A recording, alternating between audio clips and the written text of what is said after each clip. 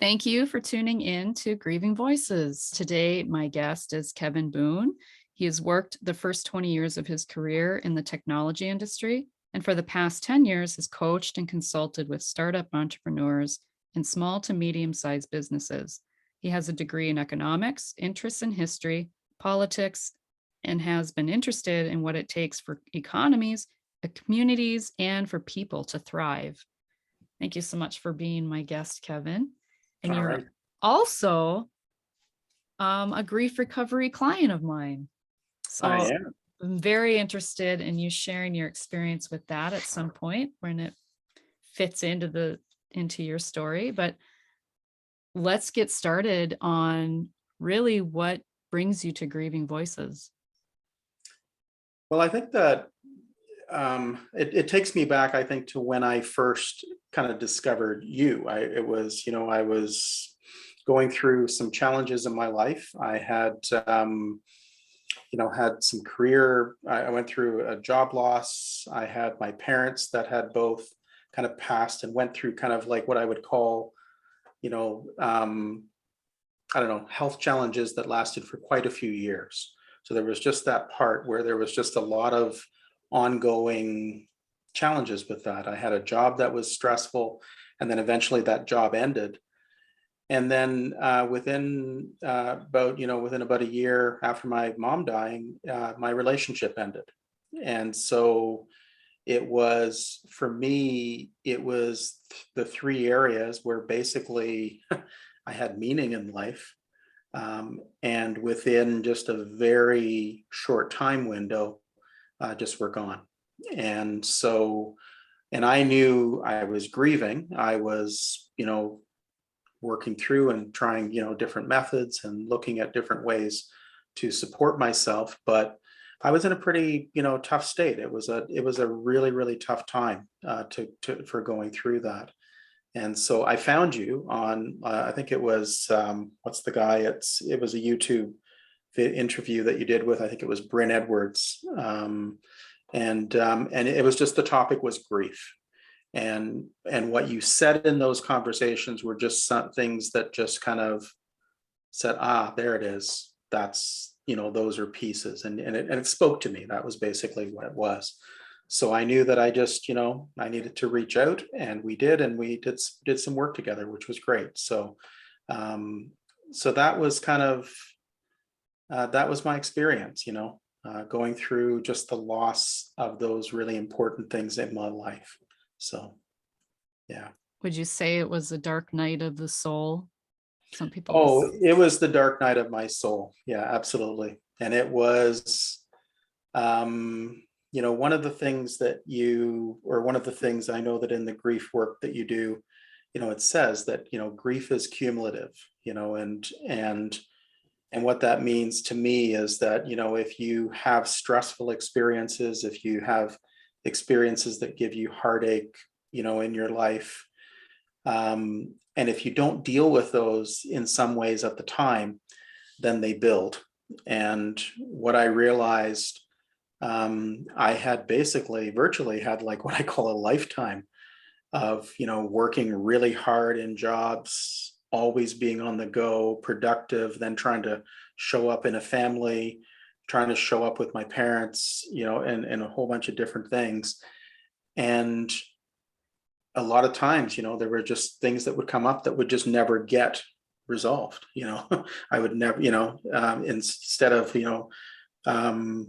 going and sitting down and having a drink or eating food or watching TV, that was the way of tuning out. And I think that it had been really hard to do what I call the introspection. And this is what I think this work helped me to do a little bit of. It's like having a scab, right? This really Yeah. gaping wound that scabs over. And Yeah. then you find yourself like picking at it, in these moments of frustration or anger, and it never resolves, right? It just always is a gaping wound. It's always an unhealed wound. And we go to the doctor when we have a broken arm or broken leg. But, you know, I think society is maybe getting better about going to a professional when they have a broken heart. But, Yeah. you know, I your progression of going through the program and seeing where you started and then seeing where you landed at the end, it was beautiful to be a witness to that. And you just see people, and I saw you just get lighter and lighter. Like you carry yourself different, you show up differently. Did you Yeah. feel that way in your life, in relationships and connections with other people? And Yeah, it definitely was something where at the end of it, I came out lighter. And I was carrying, I would say, a lot of unresolved grief with my mother. It was interesting because my mother died in, 2018. Um, and I remember just kind of, and I was, the whole family, we were with her in palliative care when she passed. It was trying, kind of be there, but I was almost like in this place where I was feeling numb. I didn't know what the emotions were. Like I couldn't cry. I couldn't let this go. And I think when I went through the grief work, especially around my mother, that was where the tears started to flow. And I thought, holy smokes, this is deep stuff. And it just started to get me into this place as like, oh, okay. Like just these little pockets where it was like, oh my God, this happened and this is how I felt. And sometimes it's not even so much about what somebody does, it's about just the feelings that it's even their state of mind. My mother would be in a place where she a lot of times was worried, or she was anxious, or she was depressed herself. Like she had moved from England, and kind of lost that connection with her family. And I think she was going through her own grief. And I realized so much around how, especially when I was little, some of them were memories that I had, but some of them were not memories. They were just things that I go, oh my God, I just felt intuitively into this place. And it's like, oh, there it is, and so I think that the work of your work helped me to open up to some of these bigger windows of things that maybe I hadn't paid attention to before. So, yeah, yeah, and what I hear in you saying that, and what, when you went through the process, it brings the importance of understanding how important our environment is to our development. And like yeah, you spoke to your mom's own stuff she was experiencing and going through, and how, it's like when you see when you have like, let's say a family has a dog, but everybody in the family is kind of anxious, they're just kind of like unsettled within themselves and just kind of anxious family, maybe even angry. yeah, You often see that reflected in their dog. There'll be an aggressive dog or a really scared dog. yes, I actually had that person. It just comes to my mind now. We had tried to we adopted a dog, a poodle, which is a kind of a nervous dog anyway, but my children were young, right? And this dog just did not, that nervous energy and the energy of the children, it was too much for this dog. And he did not adapt well to our family. right, Gave him to a retired couple. He was like a completely different dog. yes, And I think just as dogs respond to their environment and either in how they behave and react, so do we as children yes, growing up in that environment. So if you're in an environment that's really angry and there's a lot of fighting and there's lack of stability, emotional stability, yeah, might be someone who has trouble coping and managing your own emotions as you get older, right? This is why yeah, we say adulthood is childhood reenactments. And so I just wanted to highlight that it doesn't mean you're crazy as a griever. That's where people yeah. kind of get stuck in feeling like it's all them, but we Hmm. are all products of our environments and our experiences. So thank you for highlighting that and mentioning that. Yeah, absolutely. And I would add something really important. It's, as I went through looking at my childhood, um, my parents immigrated, like I said, from England. They came to Canada when I was like 4 months old. Like I was a baby in arms coming to Canada. And then we lived in Canada for 4 years. We went to Australia for 4 years. But what we were that typical nuclear family, so in my family back in England, there was uncles and aunts and grandparents. Like if I was in that environment back there, we would have gone weekends over to visit the grandparents or visit the uncles, or kind of do things with this wider audience. And what I realized as I started looking at my own, and I call it my grief journey, was um, just living in the nuclear world, or this little nuclear niche where it's your mom and dad or your primary caregivers. That's not a lot of that's just a pretty narrow perception of the types of personalities that are out there. And it just so happened that my mother, was, somebody who worried a lot, somebody who had a lot of anxiety. She was, lonely, depressed, like in her own way. To pick that up, like it was like, I'm intuitive, like I'm I'm empathic. I know that I am that, and as a child, she was the person who I spent like 80% of my time with. And then my dad on the other end was he was always like working at jobs and always busy.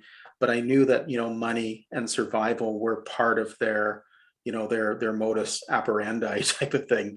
That's where they operated from. And so what I've discovered for my own journey is that number one, um, how much of a loss it was to not have that wider circle of influence. Like even mentors, when I think about my life growing up, like I don't think I really ever had what I would call a mentor until I got into like adulthood in my 30s or 40s. Like to not have a, like, in kids, like, they say that when a child thrives at some level, there's somebody that they meet along the way that says, hey, they pay attention to them. They say, you know what, you've got this skill here, or you can do this, or they have a different perception. And I realized in my life that part of my grieving was the grief that I didn't have that bigger expanded network of people within my community, if you will, or tribe, whatever you want to call it, you know. Don't you find that interesting that what you do now and what you're interested in is all about community? And, Oh, it's like you're looking to build something that you didn't have, right? You're looking yeah. to support something you didn't have. And I think our passions generally do come from our pain often. Oh, big time. And it's interesting because um, I'm a big fan of Gabor Mate and Gordon Neufeld. They have a book, and it's called, I've actually got it here, it's called Hold On to Your Kids. And the whole premise of this book describes the fact that as a culture, for the last 2 or 3 generations, and going back to the baby boomers, like this goes back to the baby boomers, but what they say is that we have a culture where children at a very young age lose their family attachment, and they become peer attached. So they become attached to their friends and schools, or if you put an iPad in front of them, they become attached to people online or whatever it is. And that peer attachment is crippling our self-esteem. That's part of the message. And I look at that, and so this is where my interest in kind of like being able to present this stuff and to talk about some of these ideas, because this is a big challenge. It's if in any ways for me, it's not just me. I had my own unique experience of this, but there's a bigger expanded challenge that we face in society with the fact that most kids today are becoming peer attached at a very young age, and the whole society teaches us to that, oh, we got to go to school. Well, you got to go to preschool. Well, you got to go to preschool, whatever it is. And we get kids out of the house and they're in this peer attached world, which is not as reliable. Now, if they go at home to their family and their parents are stressed because they've got jobs that are busy and they're running around all the time, then it's also hard for them to get the family attachment. So there's a bunch of things where sometimes we're just not able to slow down as a society and say, what does a child need? And what does a child need? A child needs, Gabor Mate and others talk about, they need attachment and they need authenticity. So it's a place where they can be themselves. They can be true to themselves. They don't have to try to fit in and get marks in school. They can be themselves. What is that true essence of self? So that's been my search. And the grief work is a really important part to that. So that's, yeah, interesting. Yeah, and two words that come to my mind when you're talking about that, the attachments, peer attachment and family attachment is add in a grief event, right? Like a Absolutely. traumatic loss or a really challenging time or a mental health challenge with a family member or parent or a child. All of Yeah, these other components of life that happen, that are unfavorable to us. And how do you cope? And absolutely. so we all have different ways that we do that are unhealthy usually. Yeah, So I think we're speaking to it's is all these different threads that kind of really just create this tapestry of really what's needed is balance too. And I thought of too when you were talking about with the peers, it's really about teaching our kids then too. It really matters who you surround yourself with, not just as an adult and emulating that, but as a child. Like how do you help children discern who is going to be that peer that is going to uplift you and inspire and encourage and really truly be a friend, you know, yes. and a It's role model in as what a friend really is. Yes. It's the healthy relationships, right? Because, we can talk family attachments, but if you're, if your parents are abusive or they're neglectful or they're stressed, whatever it is, you're going to struggle within that environment.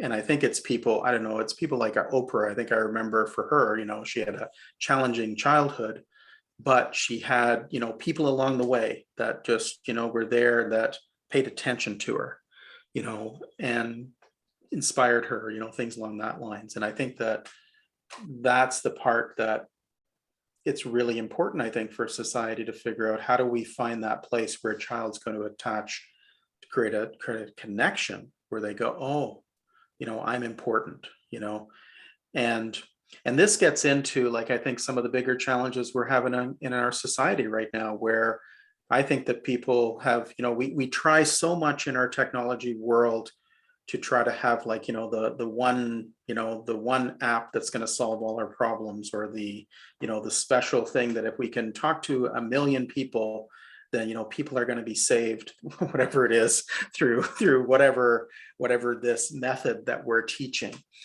But the reality is, sometimes I think that people just, we need to have that personal connection, that personal interaction. And as children, that's about attention, somebody paying attention to you in a real positive, in an uplifting way, that that pays attention. That's so important. And that's the grief recovery experience, right?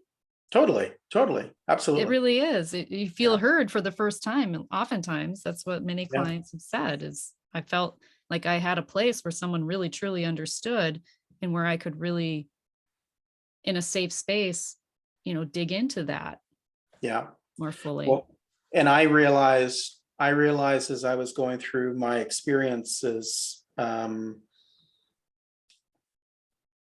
just, I realized that it was really hard to be able to have somebody here, and so, and I don't know, trying to be vulnerable and just saying, hey, I'm feeling this right now. It's like, there was a period of time where it was no one was really interested in having that conversation with me, and if anything, it would, as a man, I would look weak, that was it. If I and I think that this is the part that I found, that the majority, not, I don't know if it's, I don't even know what the percentage is, but a lot of people do not have an ability to talk and be with somebody in grief. It's, I think, I don't know, and I don't know why that is. I think our society has kind of tried to focus, we focus on the material world, we focus on the world outside of us, getting things done, productivity, having jobs, doing all this stuff, but we don't pay attention to the inner world. I think most of us are so outward focused in terms of what we do, and as a result, we neglect things like a grieving experience. We don't give ourselves time. I believe that there would be a really good percentage, I don't know what it is, but I'm just speculating here, of a male in your situation who essentially lost everything, lost Yeah, your marriage, lost your parents, your yeah, mom, and all this in a short amount of time. You moved, a lot yeah, of change in a short amount of time. Your career, yeah. um, a lot of men would have probably contemplated suicide. Oh, Had that yeah. ever crossed your mind? Um, you know what? There were times when I thought, you know what? I just don't know if this is going to be, if I'm going to be able to do this. And I think I knew well enough, though, that there were people that I loved and people that I cared about. And I thought that if I did that, it would be a hard experience for them. And so I think I was able to connect to that in at least a certain way. Um, but I do have a friend from my university days who committed suicide, and um, he had gone through something similar. He had lost his relationship, and he was a family guy. He wanted to be that family, like that. That was so important for him. And I know that he kind of just, he kind of just bantied around for about 4 or 5 years. And then I don't know, and I heard the news kind of like after the fact. I wasn't in touch with him because it was kind of like 20 years after we had graduated, so to speak. But it was sad. And the other challenge is that when he passed, very few people talked about that, the suicide or why he did it or anything. It was talking about his memory, good guy, all that kind of stuff, and kind of celebrating that. But nobody wanted to go to that place as to why he might have done that, or even to have that discussion. So so I do, to the answer to that question, I had thought about it, but at the same time, I never leaned that way. Let's just put it like that. I think I thought, you know what, no, I can't do that, you know. And so what I did instead to take myself outside of that realm was I realized that I had to create some sort of purpose for myself, because and what I did was I developed purpose in what I called ritual, and ritual for me was around walking. And so that was an ability where I made a commitment, I'm going to walk an hour and a half to 2 hours every day. And in that time, I'm going to disconnect from electronics, so it's not listening to an iPad or a podcast episode or something like that. It was about disconnecting and just going into ritual. So calling in whatever it was, just, to be able to reflect, to work through things. So That's an amazing tip. And it's connecting to the present moment and to nature too at the same time. yeah, absolutely. And it was interesting because I did that for when my marriage first ended and I moved out of my house. That was what became my ritual for the first year and a half after moving out. It was something that was really important. And then I did lose connection to that for a little while. And then I've moved recently, and I would say that within the last month or so, I've actually retaken that up again. But I find the ritual piece and the intention and things like that are just a really important part to finding a way to bring yourself into being centered.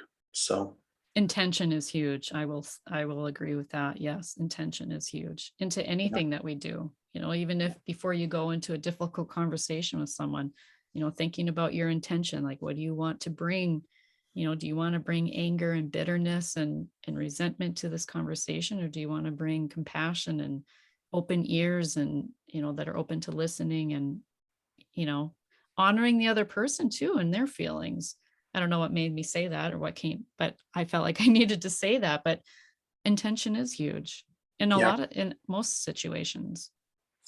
yeah, absolutely. I think one of the things that I noticed, and I agree with you on all of that, it's the like one of the things that I notice is that um, people my age, right? So I'm in my mid to late 50s. I've been around for a while, right? Like when um, I've got history, right? And it's like when I think back about that whole grief thing about being cumulative, and I think of people that I know my age, like when you've had 50 some odd years to kind of like not process your stuff, then either you're going to do one of two things. You're going to be on medication, you're going to either, soothe yourself with alcohol or drugs or whatever it is, or whatever, watching TV, whatever, like zoning out. And I think that, part of, and I feel that we have a lot of people that are in that place, that's where they live, they live in the world of either addictions or zoning out or whatever it is, or they're on prescription medications. And, um, and I just really didn't want to go that route. And I think the worst case scenario that happens for that is that, I think that as my dad got older, he went through and had dementia symptoms, and I think what happens, there's a certain period where your cognitive abilities kind of shut down or whatever it is, or they change, you're not able to quite do it. And if the grief has kind of accumulated over your lifetime or the trauma that you've experienced and you haven't processed it, I don't know what the stats talk about, but I'm a big believer that things like dementia are things like are caused by unresolved grief. Um, or that's my opinion anyway, just based on what I see with it. So, and I think that's when I look at the work you do, and especially the work when you do it one-on-one or in small groups, but you and I've done the work together one-on-one. It's like it's something that we need to just have a bigger awareness, like a bigger availability for, because I think that a lot of people are looking to be heard, but they're not. There was an article, and I'll just share it in Canadian, um, in one of the Canadian news things, and it just said that there's a crisis in mental health in Canada, and they were just talking about, with COVID, with all the, the challenges that we've had the last few years, that there's a crisis in mental health. And they said that the biggest challenge is the fact that people can't really get access to help they need. And therapy is, people usually, there's waiting lists, and what ends up happening is either people are put on medication or they don't get treatment. And that's a huge challenge that we have societally. I think there were always mental health challenges. I just think that during COVID, it was for a lot of people, I believe it was the straw that broke the camel's back. It was like this one last straw for a lot of Yeah, people. But I think we've always had it. We just, as a society, I think we just kind of turn a blind eye to it. And, I agree. it's Yeah. not me, it's not happening to me, it's nobody I know. So, Yeah. kind of that Yeah. mindset. Yeah, definitely. Well, and I think the other thing too today that accentuates it is technology, right? And I don't know if you watched the movie The Social Dilemma, or looked at some of the work, that there's a Center for Humane Technology, that kind of, it's the organization that came out of the movie The Social Dilemma. It's run by Tristan Harris. And they actually have on their website, they actually have 8 specific areas where technology does harm. And most of them are in the areas of mental health. So it's designed to maximize our screen time. Our phones are built on like a little gambling casinos, where we've got little buttons that give us rewards, and we've got, things that we're striving for, like likes or, whatever it is. And it's like a casino, it's we've built this mentality. and then we give that to kids when they're young, right? Or even in their teens, like it's, and I think those are the things that are kind of probably magnifying it at a level that that's adding another layer to what has already been there. Like you said, it's always been there. Yeah. So you've shared a few tips Yeah. sprinkled throughout, and different insights. What is the best piece of advice you ever received during your time dealing with when you had your dark night of the soul, or when you were really struggling? Um, the best tip. The best piece of advice you received, or perhaps what you would share with people now after you've gone through kind of addressing your grief. I think it comes down to what the grief recovery method does, or what you do within your work, is it's having a listener. If you carry grief, or if you carry trauma, or if there's anxiety, whatever you're going through, it's really important to have, one, two or three people, 3 or 4 people in your circle that can be listeners. And so when we did our work together, you were a listener throughout some of that. I have my sister who I'm well connected to. She's a listener. Like we work, and she understands me, so to speak, which is really, really cool, right? And then I have 1 or 2 other friends, in particular male friends, who I'm able to have the conversation with. I one of the things that I had also done was I joined a men's group when I went through some of these challenges, and I found that the men's group allowed me to give voice to what I was feeling and what I was going through. And interestingly enough, I really discovered that most men struggle with this stuff. It's not just me. Again, it's and for men more than ever, or more than women probably, they have a harder time verbalizing it or getting it out. You know, so to have that space has been really, really important too. Yeah, we just don't have the language. We don't have No. the language. And I'll put it in the show notes, but I recently came across something. It's called the emotional wheel. And it's really expressive words of how you feel, right? But Yeah. it gives you more language. Yes. You can get, in order to really, it's like, yeah, I might be sad, but it's not just sad, it's what's deeper than that.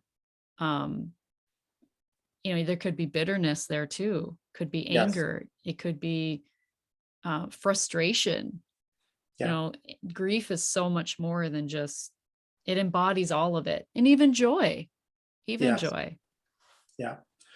Yeah. Yeah. Definitely.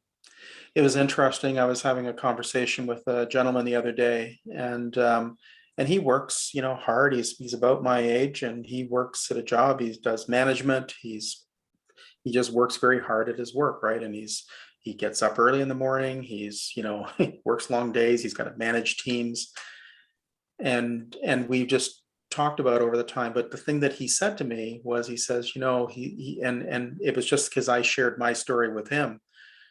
He opened up to me and started to share that, he's been going through depression challenges, and he's been seeing a therapist and trying to kind of connect to what that is. And again, and on the outside, you would see this person and you say, wow, they've got it all together, right? They're doing great. They've got a great job. They've got a nice home, all that kind of good stuff. But there's just something there that if it wouldn't have been, let's say, where I started that conversation at some level, that would have probably not come out, in normal circumstances. Right, you went first, and sometimes I think that's what we need to do, is Yeah. go first to give other people permission that it's okay Yeah. to share. Yeah, definitely. Yeah. So what has your grief taught you? Um, I don't know. My grief has taught me. What has it taught me? It's taught me that all aspects of me are important, not just the surface aspect, in the corporate world, right? I used to have, and I used to, yeah, and I heard the catch term corporate speak, and you speak corporate speak, and it's like, wow, we're doing this and we're doing all this great stuff, and you see it in great marketing language, and you present this image to the world that, wow, things are just shiny and rosy, and what a great place, and all that stuff. But what grief taught me is that, there's two worlds, and both worlds are important. In fact, the world around our emotions and our psyche is probably the most important world, and because that's the world that if we do well within that place, then it impacts how we do in our other parts of our life. But when we neglect that world to focus on some sort of an image or mask or whatever it is that we wear, the Eleanor Rigby song, right? Paul McCartney or the Beatles, where they sing, putting your mask at the face in a jar by the door, right? So it was like, I don't know if you've ever heard that song where they go through that thing, but it's all about this idea that, okay, I'm in my home right now, I'm feeling a certain way, but now I'm going to go out into the world and I'm going to put this mask on. Mm. And I think for the longest time, that was what I did in the world, and what I didn't know, that how much hurt and how much grief and how much was unresolved in there. So grief has taught me that I'm much bigger and much more whole than I than I ever imagined that I was, let's say, so it's important, it's the and when you talked about the idea of joy, right, and being able to connect to both, the grief emotions, but also the positive emotions. I think there's positive emotions that come from grief. When you're able to really sit with it for a period of time and let it out, it can make room where oh, there you go, that is such a relief. I've gotten that off my chest. And oh, let me just sit in that. And then, oh, like it's like thinking about, let's say, my experience with my mother. You know what? I loved and cared deeply about my mother. And that love and care needed to come out, but it couldn't come out until I let go of the grief. I don't know if that makes sense, but Yeah, it's like days and days of clouds and rain and no sun. And then all of a sudden the sun comes out, right? yeah, And it's this beautiful thing, and you bask in it and you feel warmth and joy and lightness. And yeah, I totally get it. yeah, for sure. So that was a bit long-winded, but hopefully answered that question. No, it was a good, beautiful answer, actually. Um, what is there anything else that you would like to share that you didn't get a chance to? Um, yeah, I would like to just say one thing. It's, my parents, as they went through their life, I think one of the biggest challenges that they had was economic uncertainty. And the other passion that I have in being able to kind of bring to light in the work that I'm doing now is to really talk about how we build economies where where as a society we start to take people out of this mindset of having to live in economic survival. Because I feel that when people are focused on economic survival, um, that creates trauma, it creates grief in its own way, it creates the ability where we don't pay attention to children, things along that lines. And when we build structures within societies that kind of make it hard for people to be successful, like I don't know, I think in the US, right, we talk about the fact that the gig economy has emerged, right, like and people are going out and they're working multiple jobs, a lot of times at minimum wage, right, and it's hard for them. It's they call it the decline or the stagnation of the middle classes. And I think that these are big challenges in a culture that just add to our collective trauma. It adds to our grief. and it means that we stay stuck as a society. So for me, my philosophy is that, not only do we want to work with people to help them help their individual lives and work through the challenges that they have, but there's a collective thing that we can do from systems, in terms of how we build economic systems, how and things along that lines that can really help to just change the experience. Like we live in such a technology rich world that abundance abounds at phenomenal levels, right? And yet we hoard wealth. We, we or we create rules around it that, that it's kind of like, that people get stuck. And so when we're trying to live to a material world, we're getting stuck in our ability to really being able to just enjoy and connect to our true selves, as the authentic self, if you will. So Two yeah. thoughts come to my mind as I hear you talking about that, just the economic impact, right, of all that you shared. There is an economic impact to grief. Big time. It's huge. The Grief Recovery Institute did a study on this. It's the Grief Index study. I'll put it in the show notes. And I'm not sure how long ago that was done. I think they're in the process of actually revisiting that to update it. But Empathy, the company Empathy, which is an app for grievers, Yeah. I'll also put that in the show notes. They released an ebook or a publication regarding economic repercussions of grief as well. And so I'll put that in the show notes as well, as where people can find that. But yeah, I just, yeah, exactly what you shared. There is an economic impact definitely on as a whole, right? Yeah. As a whole. Yeah, definitely.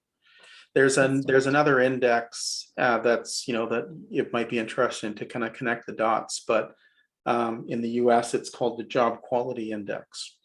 And I don't know if you just researched or just Google Job Quality Index, but they described the fact that within the last 40 years in America, that jobs have basically transitioned from where, like back in the early 70s, I forget what it was like, but like it was like the majority were either medium to high paying jobs, like over 70%, something like that. And today, the amount of low paying jobs has actually gone to over 60%. And those have transitioned from manufacturing to the services economy. So America used to manufacture most of their stuff. People used to live comfortable middle class lives. A lot of those jobs changed or went away. And today we work in service jobs, that pay much lower. And those impacts, like this is why I think that the grief part for me, from my own personal experiences, has been my foundation that says, okay, this is where we need to look at economics. This is where we need to look at technology. This is where we need to look at the outputs of what we bring into the world. And so to build thriving economies, and you see it like in some economies, like in Europe and other places where they have, a decent middle class, or they've got a good social safety net, things along that lines where people live comfortable lives. Whereas I think in some of our cultures, and America is probably one of them, but we neglect that. Just the fact that a woman who's pregnant that gives birth to a baby, has to go back to work in like 3 weeks or whatever it is. Like, to have a real maternity option or a paternity option for people to spend time in those important attachment years with children is so critical, in our society. So my belief is that it has to happen from two levels. Healing. Number one is each one of us has an individual responsibility for ourselves. But I think on the other end, there's a collective responsibility that we can start to do to build systems that create more prosperity. And frankly, that's the essence of just the podcast that I'm in the process of launching, to be able to bring those topics to light. So Sounds yeah, wonderful. I yeah, think that's a good topic. Yeah. yeah, awesome. Well, where can people find you if they're interested in what you're doing and learning more about you? Yeah, so right now they can connect with me on LinkedIn. So it's K Boon, I think it's our at K Boon on LinkedIn, and then I'm going to be launching my podcast. Standing in Both Worlds is the name of the podcast, and you'll be able to find that on most places where you get your podcasts. So that should be live in the next month or so. Amazing. Now, at the time of this recording, it's going to be several months until your podcast actually goes live, Yes. but that will be put in the show notes by the Yep. time people listen, and where they can connect with you. And I also want to add that if you are interested in going through the process that Kevin did, which inspired me actually, you and several other clients I took through the program.